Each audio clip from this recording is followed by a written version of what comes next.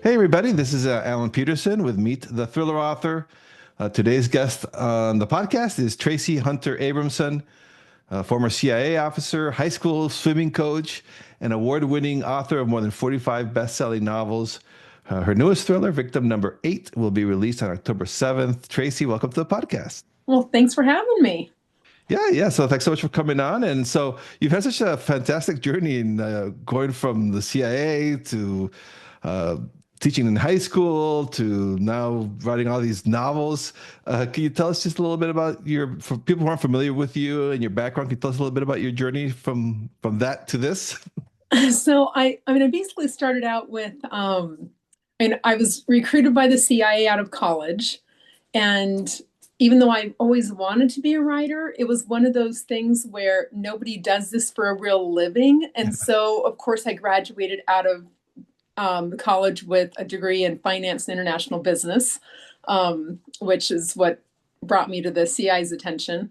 But then I started writing for fun at the end of college. And then after 6 years with the agency, I left to raise my family and started coaching swimming and started writing. And I've just been kind of going solid in both ever since. I mean, I actually just left the coaching world. But yeah, I mean, I think the writing part, um, even though I've been doing it since I left the agency, it took me like 6, 7 years to get the first book published. So it sounds smooth, but it really wasn't. There's a lot of rocky roads in there.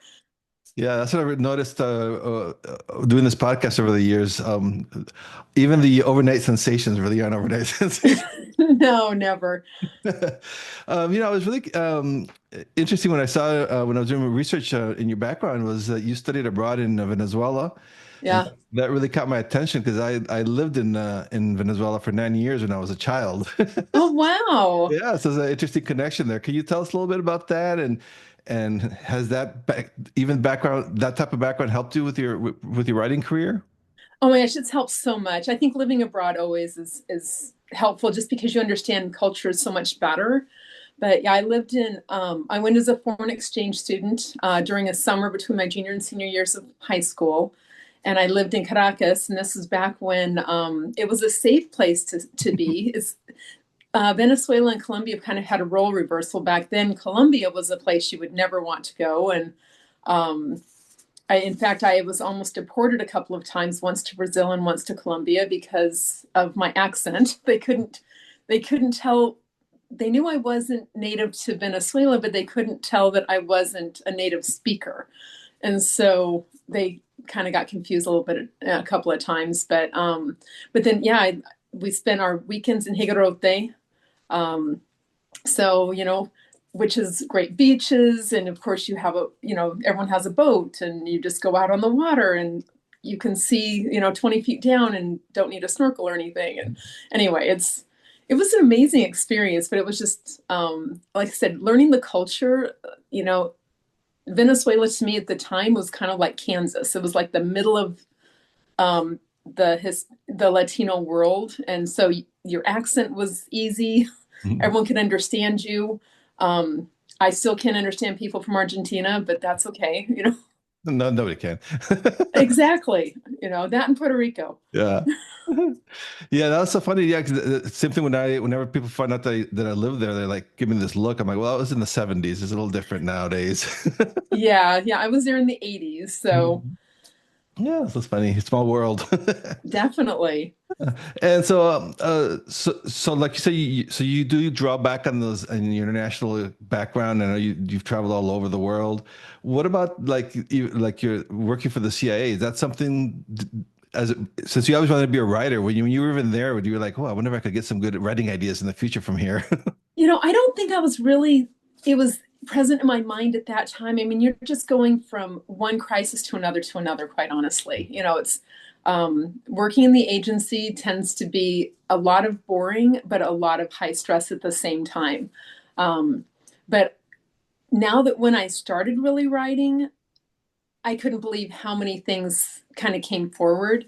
But the funny thing is, every single time for probably my first 5 books, everything I put in that had any roots in reality, I was told by my editor that it wasn't realistic enough, and I needed to change it. And so, what happens in the real world and what happens in fiction, real world really is stranger. Yeah, so interesting. It is a delicate balance, right? You want to Yeah, realism, but you need to entertain. So that's something yeah. that's in your mind when you're writing these. And Yeah, I mean, and I think it's that balance both, it's the plausibility. You're taking pieces of reality and then making it where people would believe that it's real and having to change it, to make that aspect work. so now victim number 8. So that's the second book in the Luke Steele series. Yeah. So can you tell us a little bit about that? Like what inspired the series, the character, and any differences from writing the first one to the second one? So, I mean, the main character, Luke Steele, he's a military aide for the president. So he's a Marine Corps captain. And I had a friend, I live near Quantico Marine Base, so in Virginia. And one of my friends who was assigned there at the time ended up being the military aide. So he had that exact position. So seeing him go through that journey of those couple of years working for the president, he was in the end of Obama's term and beginning of Trump's first term, and just being able to go into the White House in the different areas that the public can't go to was really helpful for me. And then the other main character, Amberlyn Reiner, is an FBI behavioral analyst. So that was one of those I had fun with. I met up with some people in the FBI up in New York at Thriller Fest a couple of years ago, and they just happened to have somebody talking on that. And I was like, oh my gosh, I worked with them when I was with the agency, but it was seeing that different aspect of them talking about it was really helpful. And as for the journey between the two books, I think that the second one was a little bit harder to write because the first one I just had to get the story down. I had one of the premises in there had been in my head for 20 years, and so I just had to make it work. This one I was like, okay, what am I going to do? But one of the fun things was, I don't know if you've seen it. So here's the cover. So this cover shot is actually a photo I took when I was in Istanbul. Um, and so I knew that I wanted to use something a little different as far as location and things. And that's what I do a lot of times when I travel. I don't know what I'm going to use until I get into the story. And that was just, I'd had a mention of Turkey in the first book. And I think it'd probably been because I'd been there recently. And I was like, oh, you know what? I'm just going to use this. So, it ends up being they think it's a serial killer, and then they're like, is it really a serial killer who'd killed this? It was an American journalist who died in Istanbul, and it's just really these two characters trying to figure out the journey. But it's fun having two people working together who are not they normally wouldn't. You normally wouldn't have a military aide in an investigative role, and you normally FBI behavioral analysts normally don't do that either. They're giving you the heart of what might be helpful, but they're not actually on boots on ground. So Yeah, that's fascinating. You use your own picture for your cover. Can you tell us a little bit more about that? What is that process like? I never talked to an author who has used their own picture for the book cover. so and it was totally the publisher's decision, but I was the original cover was a dark. They recolored it into a more of the golden look. Originally, it was more of a darker color, but when I took the photo, I'm like, oh my gosh, this could be the cover of a suspense novel. I'm like, it just looked creepy and everything. And so I showed it to one of the project managers, and she's like, oh my gosh, you're right. That you need to send that to me. And so I sent it to her. And when they went to do the graphic artists, they were just given that photo saying, hey, if you can make it work, see what you can do with this. And that's what they did. So they put the two people on the cover. They superimposed those, but the original photo was the one I'd taken when I was it's in the Basilica Cistern in Istanbul. So Wow, that's wild. It's exciting to see the cover of your own book for the first time, but I can't imagine that plus being your picture. yeah, Do you ever imagine when you were snapping that picture? not at all. My husband was an amateur photographer for a while, and his theory is if you take 1,000 photos, one of them will be good. And I've kind of followed that rule of like, all right, just take a ton and then maybe something will be a good one. But yeah, I still can't believe that that one just framed so perfectly. So yeah, and that's I was going to ask about that too because the international plays a big role, obviously with these type of books. Do you how do you research that? Do you usually use countries that you've visited before, or can you tell us your research process on all that? I mean, I've done both. I think the first time I set a book in Paris, I had never been there. And I remember somebody saying, like, oh, I didn't realize you'd been in Paris. And they're like, actually, I haven't. So I've had a few times where I just, you get on Google Earth, you talk to people who've been there. Um, but it's mostly trying to get beyond what the tourist is going to see. Usually, when I travel abroad, I try to go in and out of places in a different method, like transportation methods. So, for example, my first time into Paris, I took the train, and then I ended up flying out of there. Um, when I went into Tallinn in Estonia, I think I flew into Tallinn, but then I took the ferry into Helsinki. Going into Riga, I took the bus, going in from Vilnius.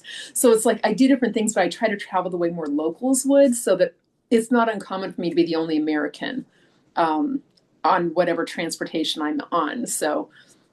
And then it's just a matter of I try to dress in a way that I would look European, which isn't that hard, quite honestly, because I tend to like my clothes from there anyway. Um, but yeah, it's mostly just you don't know what you're going to use, but being able to breathe the air, smell the scents, and taste the food, all of those kind of things, they really do fall into adding more authenticity into the work. I say in your book too, like the Luke Steele struggles with grief and self-doubt in this book. Yeah. And so it's kind of different from usually when you're reading these type of books. They're usually like superhuman. Is that important for you to show vulnerability when you're writing these protagonists? I mean, I think it's anytime you give that extra depth to a character, I think it's easier for the readers to relate. Because yeah, you're right. A lot of these characters are more of the superhuman type. They have they might have wounds, but usually the wound has already been established before the book starts. And I kind of wanted to take a different approach. So a lot of the trauma that Luke is dealing with, that even Amberlyn's dealing with, that those some of those occurred in the first book, so that people can actually see those happen instead of just hearing about what those challenges are. So, and honestly, one of the things that I have received from some of the early reviewers is that they appreciate kind of an authentic look at the PTSD kind of scenarios because it's real life. A lot of people do deal with it, but I try not to go too dark into it so that you want to have hope at the end of the tunnel. Hmm. And same thing with the subject matter, because you're dealing with some pretty big threats here, Yeah. assassinations and nuclear threats. How does that, do you do a lot of research for that too? Because, I mean, I, I mean, I think a lot of it's more of a write what you know kind of thing.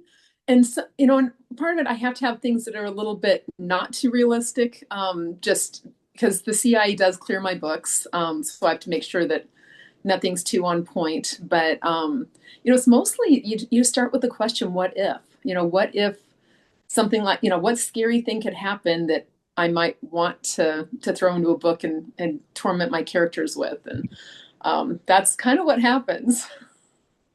I was also wondering too, because I saw that you've also written romance Yeah. novels too. So what's the difference with the two genres? Do you approach them the same way? I'm just kind of curious about that because they're so different. They are very different. And I will say almost every time I write a romance novel, um, inevitably somebody's like, don't forget this is not a suspense. You need to actually, I have to spend more time in the characters' heads, and the pacing is a lot different. So, and I would say most of my romance novels, they do typically have a sports theme. So there's still some type of a suspense element. It's just in a different way. It's, trying to you're still working toward a goal. So those tend to be a little bit easier for me, but trying to write a straight romance is always, it's a little bit like eating candy after dinner. Like it's a treat. It's something different from my normal, but But after a while, I'm like, okay, yeah, I can't have too much of this because it's hard. It's hard to switch gears. So Yeah, you want to go back to killing people, right? I know I kill people for a living. That's kind of what I do. Do you write the romance under your name or is it under Yeah. pen name? Oh, do you ever get confusion or cross confusion? It's funny. Most of the people who've been loyal fans, they're like, it doesn't matter what you write, we'll read it. And I Oh, was that's like, I great. love you guys so much. What do I say? Yeah, yeah, that's a great compliment. Yeah. I was wondering out too about getting into a little bit about your writing process. Also, like I know this gets asked all the time, but we're all curious. So, are you a plotter? Do you like just start writing and figure the story as you go? So I am definitely a fingers on keyboard kind of girl. Like plot is a four-letter word that is not one I use often. Um, but yeah, I'm probably the most extreme as far as a discovery writer, pantser, however you want to term it, of anyone you'll find, because I really don't know anything about my story when I start. I typically try to have a character name, and I usually will have at least a base setting of where I'm starting the story, and that's about as far as I know when I go. No, that's great. Have you ever like I imagine the challenges with that is the dreaded writing yourself into a corner. Has that ever happened to you, and how do you deal with that? I've only had it happen one time really bad, and it was going into a swim season. I had somebody like literally was taken hostage. I'm like, oh my gosh, this bad guy is so good. How is she ever going to get out of the situation?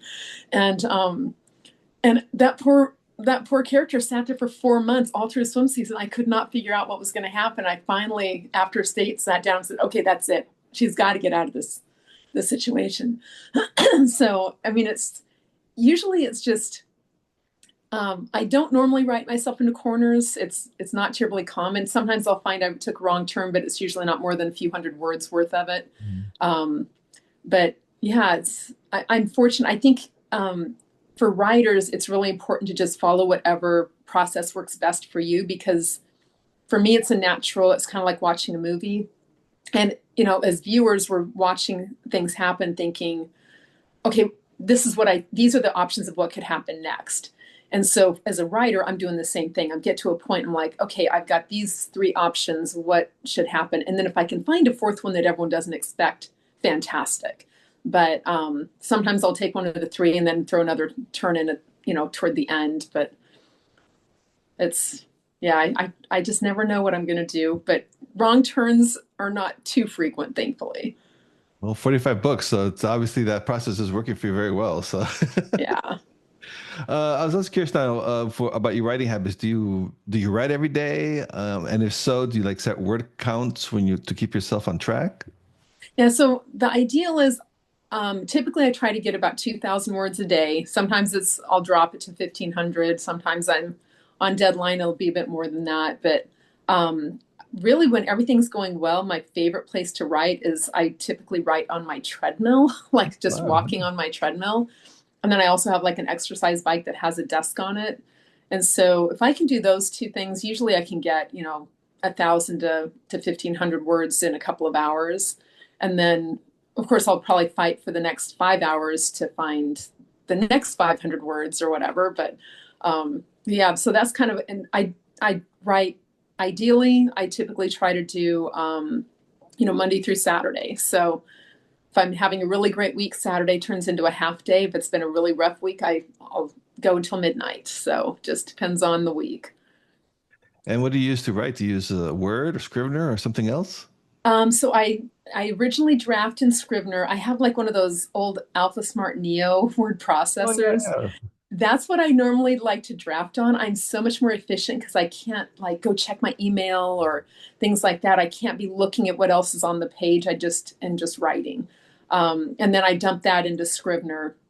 And then once I get through that first draft where I'm pretty sure that the structure is correct, then I dump everything into Word and I work my edits in Word. So it's a little of everything. But I Yeah. love the Scrivener aspect because you can move the files. Like I don't always write in order. Mhm. Sometimes I'm like, oh, here's an upcoming scene. I know this is going to happen, but I don't know when. And so being able to move things around is way easier in Scrivener. Yeah, I like that Alpha tablet is kind of cool too. When you plug it in, you see the words flying into the to Oh yeah, the like like oh, man, I wish I could type this fast. yeah. So that's interesting. So, and also another question I've been asking lately because I started wondering about these for the writers. Now, do you have music on? Do you need silence when you're writing? I don't write to music typically, but I don't need silence either. Like I'm normally in my down on my treadmill. I mean, if I typically don't like to hear like TV or anything on the in the background because that could be distracting. But you know, I like I said, I live near Quantico, so it's not uncommon where I have sound effects, where I can hear the automatic weapons going off or the ordnance, target practice. And Marine One flies over me pretty regularly, which is the helicopter that takes the president to and from on the short distances. So anyway, I am very comfortable with background noise, but usually it's to my benefit. Yeah, that's great. And I discovered that last year when I was visiting in DC and I was at a coffee shop and the motorcades. I'm like, how do they get used to this every day? It was like the first time was kind of cool. Then after like 10 times, I'm like, okay, this is kind of weird. Like every Yeah. hour, like a motorcade was going by. Oh yeah. Yep. It happens. And in fact, first time I took one of my young cousins to the White House, and or we were just walking around DC, and we were coming up to where the motorcade would come out, and I could see that the movement of the Secret Service agents. And so I told my niece or my cousin, I was like, hey, either we need to cross this area right now quickly, or else we're going to be stuck here for the next 10 minutes. And she looked at me like, what? And I said, just which one do you want to do? You want to be on this side or that side? And she's like, okay, that side. And the Secret Service agents are looking at me like, how do you know? I'm like, dude, I'm a local. Like, like, of course I know. So anyway, he just kind of laughed, but I was also curious to, with your background as a swimming coach, I have to ask because you've been able to dip your experiences in the CIA. What about as a swimming coach? Have you been able to use any of that in any of your books?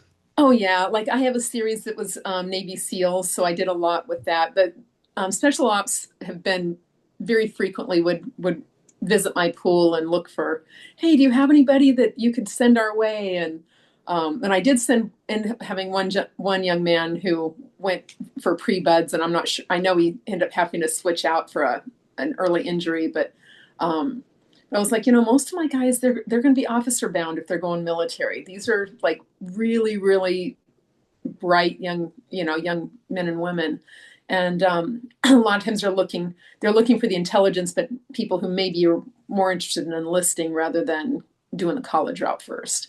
So, but yeah, I've used a lot. I've actually had a couple of my, I've had swimming as a background in a couple of books, so it's been fun. It's Yeah. use a lot of those characters. And I also had my swimmers, I'd be like, hey guys, I need a main character. And some like one girl, her name is Hadley, and she's like, oh, you can use mine. I'm like, do you want me to use your first name or last name? She goes, you can use both. I'm like, great.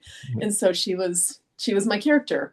And so it was fun. They'd help me choose covers, and when they'd give me like narrow down covers for my publisher and stuff. So it's been a lot of fun. I'm also curious too, before you started writing thrillers yourself, were you a fan of the genre as a reader? I was like, I've always read. I mean, I'm really, really eclectic. It's like I would read just about anything. I mean, Sandra Brown, Nora Roberts were probably two that I read the most. But then, you'd have, the typical of like Tom Clancy and, Vince Flynn, Clive Cussler. I mean, a lot of those. What I would do though is David Baldacci and John Grisham were others, but a lot of those I would read like instead of reading everything by one author, I would read one by an author and read one by a different author, and I would just kind of keep rotating through. But I think that was really really great for me because it helped me find my own voice when I started writing. I never felt like I was trying to imitate somebody else.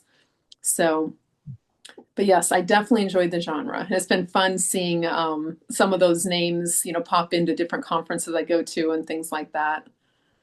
Yeah, and I said on your website, you've actually spoken at the it's a BoucherCon and VoucherCon, yeah, yeah. Thriller Fest, Killer Nashville. Do you enjoy that, connecting with other writers and readers at conferences? Can you tell us a little bit about that? Oh, I do. I think that's one of the best parts of being an author is connecting with other authors and then also connecting with the readers.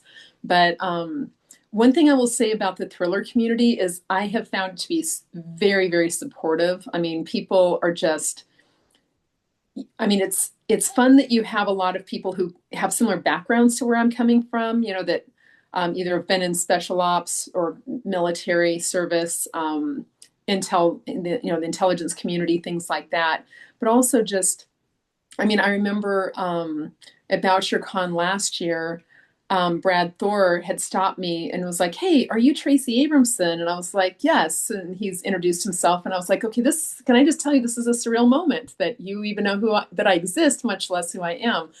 And but Brad's great about cultivating those friendships with people who he's like, "Okay, this is an area he's never worked in, but maybe things that could people who might be able to help him out in the in the future." But he's also been very willing to lend the hand. I mean, like he was kind enough to blurb victim number 8 and do an endorsement for that. But I find that across the board, everyone is just so kind and so helpful. Yeah, it's gonna be wild when you see a blurb from someone like Brad Thor, or it's gonna be a little surreal, huh? Yeah, well, and Alex Finley was another one who did one, and Alex, he'd been in, I'd gone in and done a master class with him, and he's just a great guy. So but anyway, and then Jack Stewart and was one I'd met him before he even got published, so he was another one who did a blurb, and then Luke Beneke I'd met because his name's Luke, and I was like, okay, you have to, we need to have you blurb one of the Luke books. So it's just, these guys they're all just so much fun. So And do you have plans to for any more Luke Steele novels? What's in the horizon for you? I actually just today got the edit back for the third one, so I'll be working on that. But the plan is I'll go at least four, and then depending on how it's going, I do have an idea of how I could pivot the series to kind of continue it. And they'll decide if they want me to do that or work on, create a different series. So Are you, it's are you focusing on that now, or are you also still writing romance? Or right now I'm mostly just writing the suspense because I have so many that are on the docket. um, so yeah, I think I have five, let's see, 2026. I have four releases. Yeah, four releases next year, including plus a couple of paperback releases next year. And wow, then I think the same thing will happen in 2027. So yeah, I have to finish up all of the suspense books I have under contract, and then I can see if I get kind of take a little detour for a break or not. yeah, a little breather. Yeah. Yeah. Okay. So now, final question that I always ask my guests is, and since you speak at conferences, this is awesome. Any advice for aspiring thriller writers that are listening to this show? So I mean, honestly, the biggest thing that helped me when I started out was finding somebody who gave me really good, honest feedback. Um, I know International Thriller Writers, ITW has a critique program called it's called Thriller Teak, where you can create. They basically have critique groups that are set up, and people can get on the wait list for that. But whether it's something like that or through a local library or even just a trusted, um, it can be a trusted friend or family member, but it has to be somebody who's not going to just say how fabulous it is. They need to actually give you constructive criticism. But it's really helpful because when you do get that criticism later from an editor or somebody in the professional realm, you've already started learning how to implement that. And then, of course, the other thing would be going to those types of conferences, Thriller Fest and BoucherCon, Killer Nashville, any of those. It can really help you not only to advance your technique and your craft, but also to start making some of those connections with other people in the industry. All right, great advice. So before we go, can you share with listeners where they can find you online to learn more about your books? So it's just traciabramson.com. It's TraciAbramson. And then, of course, I'm same thing at Instagram. That's usually where you'll find what's happening next. All right, great. So, Traci, thank you so much for joining me today. It's been a real pleasure talking with you. Well, thanks so much for having me.